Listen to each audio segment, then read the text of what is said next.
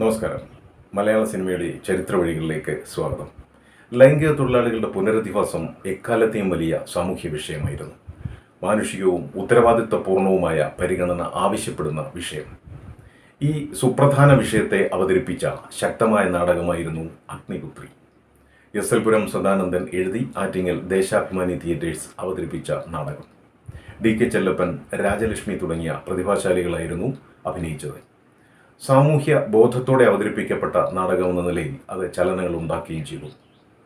A. Bhaskar Rao 1939 Aadmi എന്ന സിനിമയ്ക്ക് വേണ്ടി എഴുതിയ തിരക്കഥയോടും 58 ഹിന്ദിയിൽ ബി.ആർ. ചോപ്ര സംവിധാനം ചെയ്ത സാധന എന്ന സിനിമയോടും സാമ്യം പുലർത്തുന്നതായിരുന്നു എസ്.എൽ. പുരത്തിൻ്റെ നാടകം. വൻ വിജയമായ ഈ നാടകത്തെ അധികരിച്ചാണ് 1967 അഗ്നിപുത്രി എന്ന സിനിമ പിറന്നത്. എം. കൃഷ്ണൻ നായരായിരുന്നു സംവിധായകൻ. അഗ്നിപുത്രിയിലൂടെയാണ് ഏറ്റവും മികച്ച തിരക്കഥയ്ക്കുള്ള ദേശീയ അവാർഡ് മലയാള സിനിമയ്ക്ക് ആദ്യമായി ലഭിച്ചത്. അക്കാലത്ത് പൊതുവെ അധികം ആരും താല്പര്യപ്പെടാതിരുന്ന ഒരു വിഷയത്തെ ധീരമായി രംഗത്തെത്തിക്കുകയായിരുന്നു അണിയറ പ്രവർത്തകർ.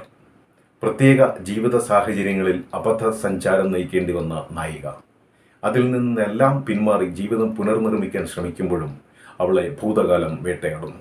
മുൻവിധിയോടെ സമൂഹം അവളെ ഒറ്റപ്പെടുത്തുന്നു. ഈ ചിത്രത്തിലെ നായികയായി ഷീല മികച്ച പ്രകടനമാണ് കാഴ്ചവെച്ചത്. റൊമാൻറ്റിക് ഹീറോയുടെ സ്ഥിരം വേഷത്തിൽ നിന്ന് വിഭിന്നമായിരുന്നു പ്രേംനസീറിൻ്റെ കഥാപാത്രം.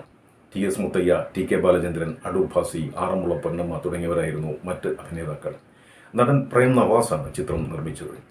ചെന്നൈയിലെ ശ്യാമള സത്യ സ്റ്റുഡിയോകളിൽ വെച്ചായിരുന്നു ചിത്രീകരണം. വയലാർ രാമവർമ്മ എഴുതി എം.എസ്. ബാബുരാജ് സംഗീതം പകർന്ന ഗാനങ്ങൾ ഹിറ്റുകളായി. പി. സുശീല പാടിയ കണ്ണു തുറക്കാത്ത ദൈവങ്ങളെ, ആകാശത്തിലെ നന്ദിനി പശുവിന്, അഗ്നിനക്ഷത്രമേ പിന്നെയും എന്തിന് എന്നീ ഗാനങ്ങളും പി. ജയചന്ദ്രൻ പാടിയ ഇനിയും പുഴയൊഴുകും എന്ന ഗാനവുമെല്ലാം പ്രേക്ഷകരെ വല്ലാതെ സ്പർശിച്ചു. മലയാളത്തിൽ വിജയചിത്രമായതോടെ ഹിന്ദിയിലും അഗ്നിപുത്രി റീമേക്ക് ചെയ്തു. 1970 ദർപ്പൺ എന്ന പേരിൽ സുനിൽ ദത്ത്, വഹീദ റഹ്മാൻ എന്നിവരായിരുന്നു പ്രധാന കഥാപാത്രങ്ങളെ അവതരിപ്പിച്ചത്. എന്നാൽ ഹിന്ദിയിൽ ചിത്രം വിജയം കൈവരിച്ചില്ല. മലയാള സിനിമയുടെ കൂടുതൽ വിശേഷങ്ങളുമായി വീണ്ടും കാണാം. നന്ദി, നമസ്കാരം.